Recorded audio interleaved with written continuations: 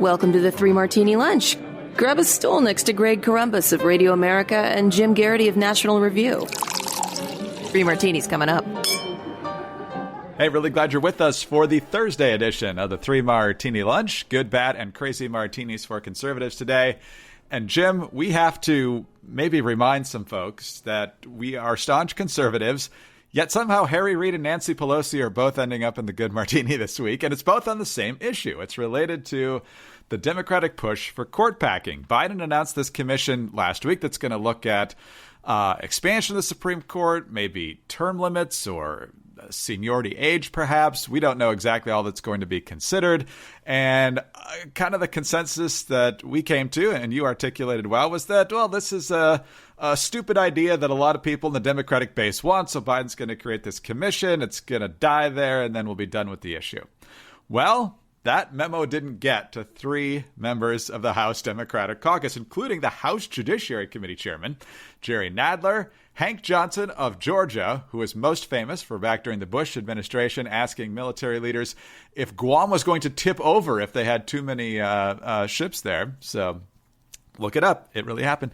And then there's this freshman congressman from New York named Mondaire Jones, who's part of this. And Jim, he turned us into a successful prophets because he literally tweeted out yesterday, Supreme Court expansion is infrastructure. So we laughed about that being the case, but he actually said that. But Nancy Pelosi is bringing a giant bucket of cold water to this, at least for the moment. NBC News' Alex Moe reporting, quote, Speaker Pelosi does not support the Chairman Nadler bill to expand the Supreme Court by 4 seats. Quote, I have no plans to bring it to the floor, which is wiggly. I have no plans to bring it to the floor. She is, however, supportive of the Biden commission on this. So I don't know if she's just waiting for a time that this gets more popular or what is happening here. So I don't trust Nancy Pelosi at all. But the fact that it's not getting onto the agenda, at least in the imminent future, is good news, and we'll take it. But Jim, the fact that the Democrats didn't just let this die in this special commission is staggering. Yeah, so this is one of those things where news that earlier in the morning very well could have been our bad martini turns into our good martini, with Nancy Pelosi appearing to throw some cold water on this idea. Where, the entire morning jolt today is about, somewhat tongue-in-cheek saying, how can you disregard Ruth Bader Ginsburg's wishes, which we heard, of course, during the opening of the Supreme Court seat last fall. But look, she spoke on this, and I think she's right on this. I think Breyer is correct on this. And I think, like Ginsburg, you look back at that interview from July 2019. Oh, by the way, there's some schmo on Twitter who said that we can't know what she would think now. I don't think she would have changed her mind on this, but she's pretty clear back in July 2019. But she makes an interesting point that the Supreme Court doesn't have its own army, right? It doesn't have its own people to enforce the rulings, and so we just had since Marbury versus Madison this attitude of, well, if you don't like a law and you think it violates the Constitution, you fight it through the courts. It gets all the way up to the Supreme Court. You make your argument about why that law is unconstitutional. Somebody else makes the argument of why that law is constitutional, and the justices rule. And whether it's 5-4 or whether it's 9-0, if it comes out that way, well, then that's that. If they say a law is unconstitutional, by golly, it is unconstitutional, and there's nobody else to appeal it to. It is the highest court in the land, and you can always go back and try to rewrite the law and try to make it in a way that lines up with the Constitution and where it wouldn't lose a challenge at the Supreme Court. But by and large, the Supreme Court, there's a wide bipartisan consensus that the Supreme Court gets the final say. By the way, I should point out that there are a few constitutional scholars, many of whom are on the right, who argue that no, this is not the case. What we've come to think of as judicial supremacy is not really what the founders intended, and that actually this has really been a trend only in the last couple of decades. It doesn't go all the way back to the founding. And it's an interesting theory, but I think we have to deal with the state of the judiciary as it is. We cannot really deal with, well, if we had taken this different course back in the 1800s, it would have changed completely. Well, the Supreme Court is what the Supreme Court is today, which, by the way, is the way everybody left, right, and center needs to think about these things. But it's conceivable someday we will have a president or a majority in Congress where, the Supreme Court says, nope, sorry, that law you just enacted is unconstitutional. It violates First Amendment, Second Amendment, any one of those things, Fourth Amendment, and the president or the Congress could say, you know what? We don't think you decided this correctly. I'm ignoring you. What are you going to do about it? right? And the only thing that would be able to overcome one of the branches of government just kind of giving the middle finger and deciding to ignore the checks and balances in the Constitution are the other two branches of government teaming up to overdeal with that other branch, or the American people saying, no, that is a violation of your oath. You took an oath to preserve, protect, and defend the Constitution. And if some president or Congress said, yeah, I don't care what the Supreme Court says, I'm going to keep this law in place, that would create a constitutional crisis, and that would be a violation of the oath, and that person probably should be removed from office at the first opportunity. But what Ruth Bader Ginsburg lays out there is like this widespread public faith that the Supreme Court, even if you don't always like their decisions, is legitimate and it is fair and it does give everybody a fair hearing. And then when it rules, it has the final say. That's the only thing keeping our system going, right? That is the basis of the consent of the governed. And if you add 4 justices based on the important principle of we want to win more, then it undermines everybody's faith in the system, and it turns the Supreme Court into this just a bunch of partisan knuckleheads who are trying to do this. And oh, by the way, then the next side's going to do it. And as I said yesterday, eventually you have to start holding Supreme Court hearings in the basketball arena in downtown D.C. because they can add so many justices. I am glad that Nancy Pelosi has said we're not going ahead with this, and this is going nowhere. I do find it kind of almost comically fascinating that the Democrats have now managed to get the worst of both worlds. And you kind of wonder, do they talk to each other? I mean, if you're Jerry Nadler, don't you feel a certain obligation to say, oh, by the way, Nancy, Madam Speaker, we want to introduce legislation to do this, and give her a heads up, let her weigh in, because she would say, no, don't do this. Biden has announced his commission. Let's see what they say. If they give it the thumbs up, fine. If they don't, this is going to go nowhere, and I myself don't think this is a good idea. Now Democrats have created a situation where they announced it, and folks on the right will be justifiably up in arms about that, as seeing we finally have a right-centered, a right-of-center Supreme Court majority. And now they want to blow up the Supreme Court and add, get up to many more justices just so that their side can keep winning. They're always changing the rules. They never agree to anything. They can't be worked with. This is just going to pour gasoline on the fire on angry conservatives across the country.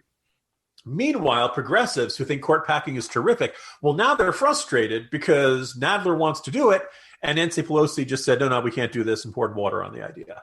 They really, I think, are getting the worst of both worlds by this, and all of it could have been avoided with just a little bit of better communication to each other. But I guess it's just not their thing, Greg. Or not being insane. No. Oh, that would help too, but that's, as I said at the beginning, we have to deal with the world as it is, not the world we'd like it to be.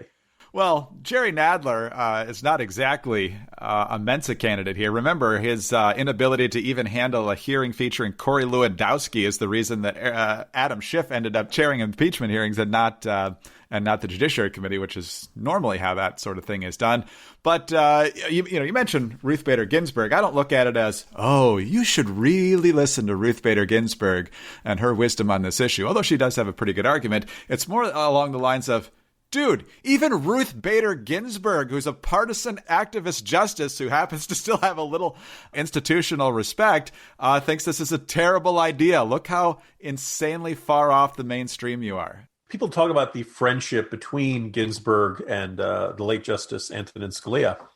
And I think some of that was, based, people are like, oh my goodness, they disagree on so many of their decisions. How could they be friends? And part of it is that, your political decisions and your views aren't the end all and be all of everything in the whole wide world.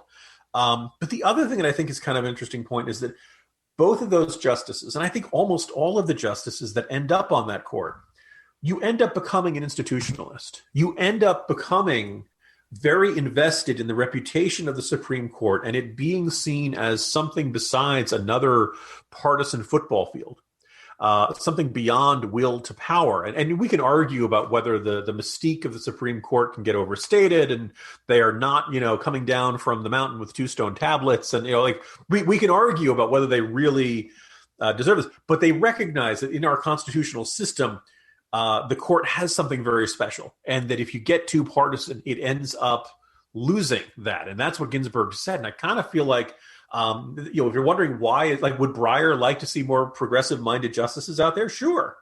But he doesn't want to do it if you have to blow up the court's reputation along the way. And he can recognize there is a bigger principle than I want what I want when I want it.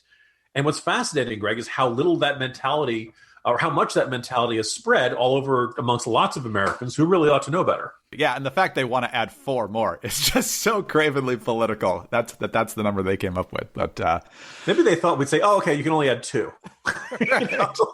Yeah, we're not gonna compromise on this one. But anyway, take it easy, at least on cord packing for the moment, and take it easy with a My Pillow. But it's not just the pillows; it's the sheets, it's the towels. But there's also My Slippers, which took 2 years to develop to ensure they're the highest in quality and comfort.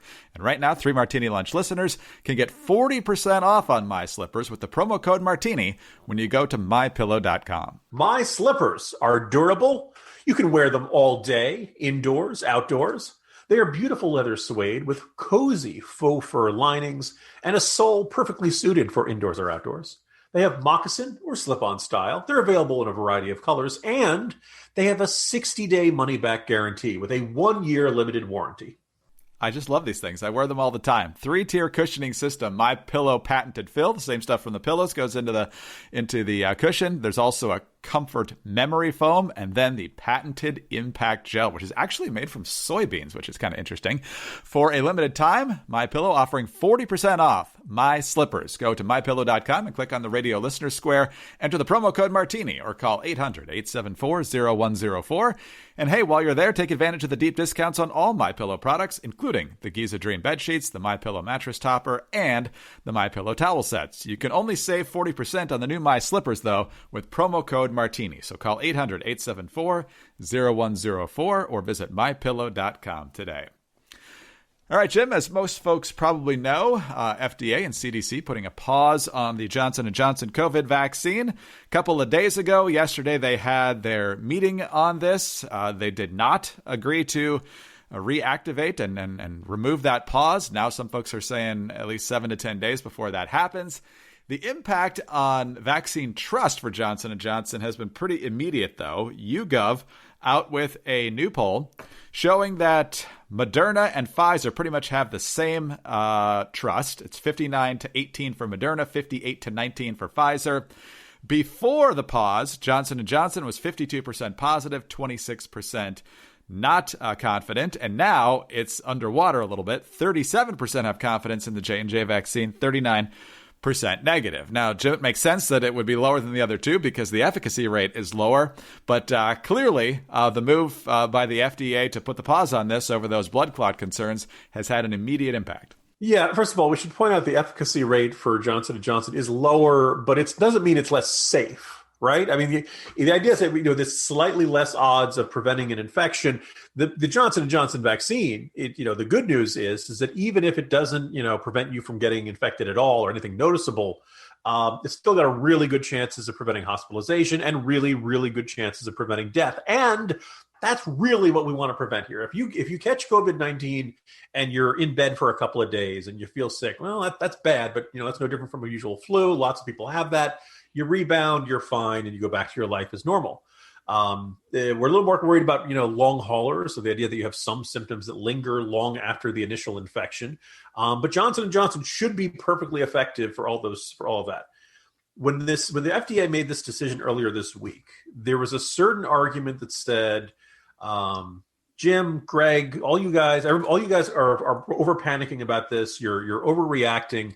The FDA's decision to pause using the Johnson & Johnson vaccine isn't going to hurt public confidence in the vaccine. It's going to enhance it. People are going to believe, oh, okay, the FDA is careful about this. The FDA isn't going to wave its hands or poo-poo any concerns about potential side effects or significantly, harmful side effects like these blood clots.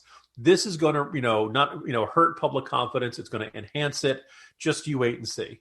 Well, this poll does not point things in the right direction. This points to the idea of the Johnson & Johnson vaccine is, now it's actually kind of underwater a little bit. I think it's very interesting that the number of people who didn't know, which struck me as the most reasonable alteration in your opinion. If you're like, yeah, before I thought it was safe, and now they're reviewing it, and it's going to take a couple of days to use this to do this review. They're not giving people the shots for a while. I don't know. That's true. That only went from 22 to 24. It's kind of interesting. It was the dramatic drop in people who thought it was very or somewhat safe from 52 to 37, and a comparable jump in the very or somewhat unsafe from 26% to 39%. The FDA is supposed to make a decision. They initially said over a couple of days. Now, I understand they had their meeting yesterday, and it was not near universal consensus of, yeah, this is nothing. This is probably coincidental. We can reapprove this thing really fast. It's Thursday. We'll see if news comes Friday. We'll see if news comes the Monday after that. It's possible this pause extends even longer. And my suspicion is that the longer it goes, the less likely it is the public is going to say, oh, yeah, this is a fine vaccine. And you might be like, well, look, we still have these other ones. It's fine. Yes, but let's remember the Johnson & Johnson vaccine is the one that doesn't need to be refrigerated as much, which makes it easier to ship, easier to take around. It's going to be much easier to provide to the third world. And those folks need to be vaccinated too. And it's the one that you only need one shot. So a lot of people were saying that for any population, like, say, homeless people, they may be able to come back in 3 weeks. They may not come back in 3 or 4 weeks. There's an obvious reason. If you have some reason to think somebody may not be as reliable or guaranteed to come back and get that second shot when they should, well, then the Johnson & Johnson vaccine is exactly the one you want. And that doesn't appear to be one that's going to be available for a stretch. Now, the other thing which is very interesting is that, let's say, we discussed earlier in the week the possibility of this is a reaction to the blood clots could very well be caused by birth control pills. The blood clots could be, maybe it's a combination of you have the Johnson & Johnson vaccine and birth control pills or something like that. It is interesting that none of these reports of blood clots have occurred in men. So you'd like to think, well, if nothing else, we can at least start giving them to men, and that will free up other vaccines to use for women where we don't have these sorts of concerns. Doesn't appear to be the case here, Greg, and my suspicion is that the Johnson & Johnson vaccine really will not ever recover from this concern.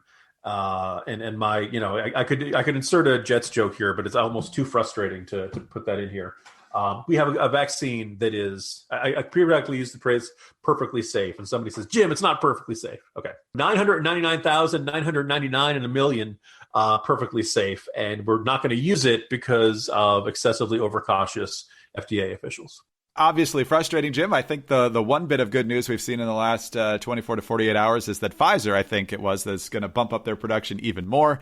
Don't know if Moderna will be able to follow suit, but even the bump up probably won't cover what J&J was producing. So we'll see what the impact of that is. But we'll have more on the vaccine front in just a moment in our Crazy Martini. And it once again goes back to my home state of Michigan. But in the meantime, if you need to see clearly on this issue or another, maybe you just need new glasses, and you can do it online, which is fantastic. And if you've ever worried about whether that process is actually going to get you a good pair of glasses, it certainly gave me a good pair of glasses. Coastal makes it easy. You can browse and try on hundreds of frames virtually without ever leaving your couch.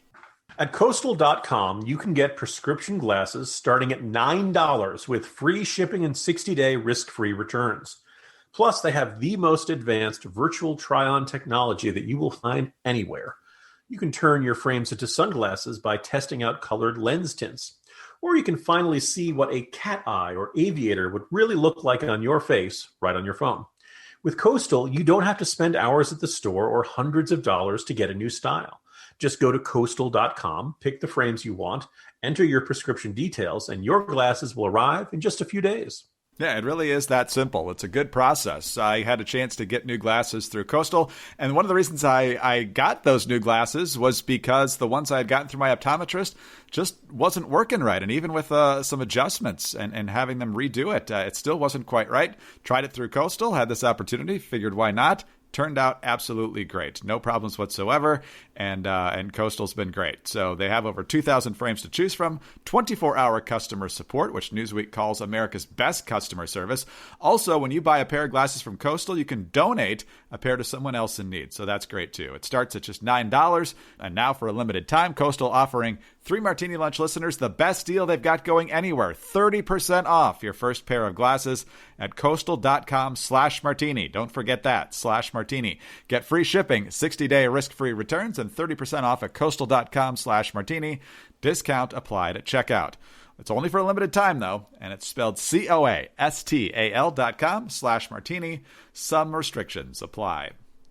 All right, Jim, let's move on over to Michigan, which is seeing a resurgence in cases to the point that their hospitalization number in recent days actually eclipsed their worst numbers from last spring, which is not where you want to be right now. Over 4,000 COVID-positive inpatients. So whether they got it before or after they got to the hospital. That's the number. I'm guessing most of them probably had it before. But at the same time, curiously enough, the demand for vaccines is falling. And so we've got Steve Hall, health officer for the 6-county Central Michigan Health Department in the northern Lower Peninsula, says, "We have seen the demand wane. We're struggling to fill appointments right now." In the thumb of the state, he said demand has fallen among younger residents as well. A vaccine clinic for 16 and 17-year-olds had to be canceled because, quote, "we couldn't fill it." Health officials in Northwest Michigan and Calhoun County say demand is slackening there as well. And in Ingham County, that's Lansing, health officer Linda Vale said her county expects the same could occur within a couple of weeks. We're definitely seeing difficulty filling up our clinic schedules. So, Jim, hot air pointing out that this is also true in other states, but those other states aren't quite seeing the same kind of numbers. So folks are just not going to line up right now. Yeah. So the first thing is like the oddity, as we've discussed over the last 2 weeks or so, that Michigan, not to pick on your old home state, but like they really are getting hit very hard by this when a lot of other countries aren't, or when a lot of other states aren't, and it's not quite completely statewide, but it's pretty high in most counties. It looks like the thumb area, and in particular, you could argue Detroit are in really rough shape, and no one's terribly shocked to see Detroit having problems there. Even if you want to hand wave away the mayor making that idiotic comment about not wanting the Johnson & Johnson vaccine, which, oh, by the way, people are telling me, well, see, the FDA doesn't trust the Johnson & Johnson vaccine, so. Thanks a lot, FDA. Because the cases are so high, and particularly when compared to the rest of the country, and because hospitalizations are up, and because even their death rate, thankfully, it's not going up quite as much. It's still not looking great. You'd think they'd be like, well, everybody would be rushing out to get their vaccine. They would recognize that, wow, the numbers are almost as bad as they were, or in some cases worse than they were at the previous peak. This is, for whatever reason, Michigan is the epicenter of the outbreak in the country right now. And yet you're not seeing this. And in fact, you could say, oh, well, maybe something wrong with Michiganders. Yeah, I'm offended on your behalf, Greg. But there's another thing that kind of is jumping out here. So we're still above 3 million doses a day in this country. The average is, at this point on the Bloomberg chart, is 3.3 million. That's still really good. But I can't help but notice, and again, let's keep in mind, there are occasional quirks in the reporting of the data. Sometimes shipments get delayed. Sometimes administrators get delayed. States are bringing in the numbers from all across their territories, putting it together, which is why there was like a really nice number on April 10th where they said 4.6 million were administered. You're like, oh my God, what were we doing right that day? Well, what it really is that like some of the ones that were previous days got reported. Maybe that's what's at work. But I can't help but notice, Greg, the last 3 days, April 12th, that they have here on this map, April 12th, April 13th, April 14th, we've been at 2.6 million after being at a nice, consistent, 3 million or more. So I'm hoping this is just a delay in the data, but you could see that the sign that maybe we peaked in the number of doses administered per day. And that really shouldn't be happening because most states are gradually, or even not so gradually, expanding who's eligible. Well, when you expand the pool of who can get a vaccine, you'd expect the lines to be getting longer. You'd expect more people lining up to get showing up to the stadiums where they're doing it and the big vaccination drives. You'd expect those appointments to be filling up. You'd expect everybody like, okay, it's finally my turn. I've had to wait for all the senior citizens. I've had to wait for all the people who have other health issues.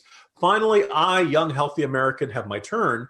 And it's an interesting question. Maybe those young, healthy people don't feel all that much need to get vaccinated. Maybe there are lots of people who have had COVID-19 in the past year and they think, that's probably going to give me enough protection.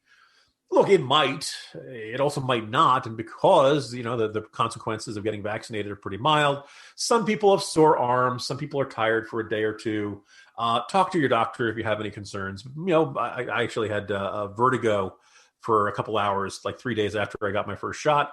Laid down for a few hours, woke up, felt fine. But you could have dealt with that. But for getting vaccinated and no longer worried about getting COVID-19 and having a serious reaction, it's worth it, right?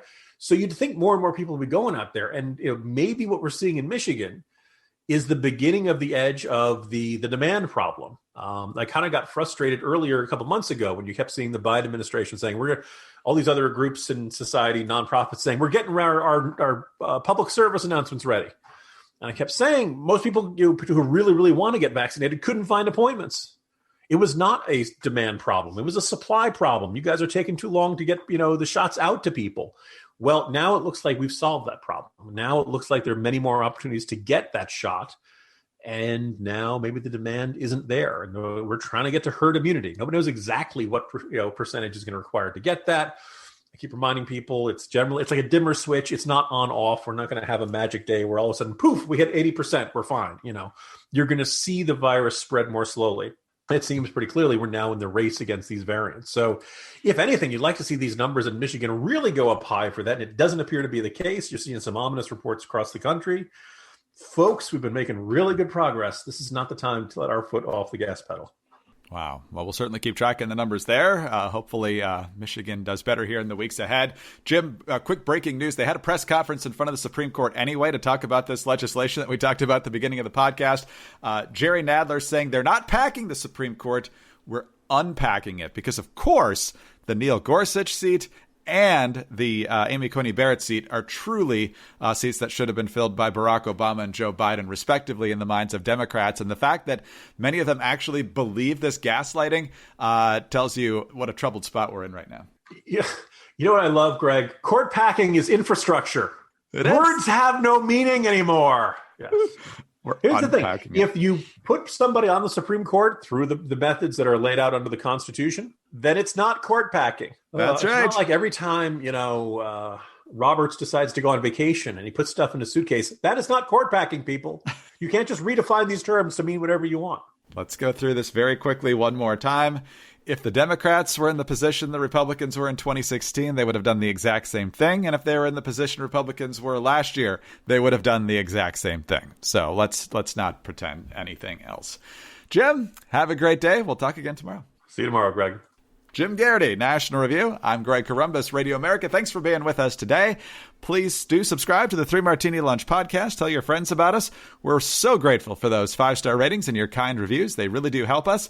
Also, get us on those home devices. All you have to say is play 3 Martini Lunch podcast. Follow us on Twitter. He's at Jim Garrity. I'm at Dateline_DC. Have a great Thursday. And please join us Friday for the next 3 Martini Lunch. There is so much going on in the news. The crisis at the southern border continues, the trial of Derek Chauvin has officially started, and the cargo ship stuck in the Suez Canal has finally been freed. Hey, it's the Chicks from the Chicks on the Right podcast. Download and subscribe to our daily podcast to hear us pick apart and pick on the news of the day. Politics to pop culture, nobody's safe, but it's all fun. Subscribe on iTunes or wherever you get your podcasts.